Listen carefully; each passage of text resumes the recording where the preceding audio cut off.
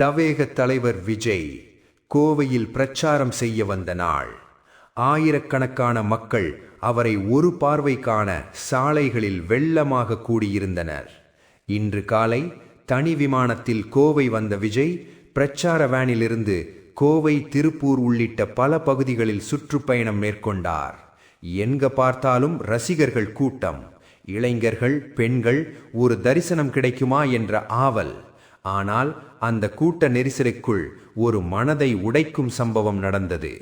கோவை அவிநாசி சாலையில் நடந்த ரோட் ஷோவின் போது கணியன் சுங்கச்சாவடி அருகே ஒரு பெண்ணின் வாழ்க்கை சேமிப்பு ஒரு நொடியில் பறிபோய்விட்டது.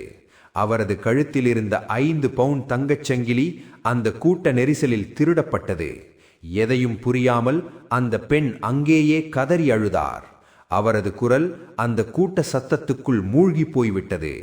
காவல்துறையிடம் புகார் சொல்ல முயன்ற அவர் ஸ்டேஷனில் புகார் அளிக்கவும் என்ற பதிலை மட்டுமே பெற்றார்.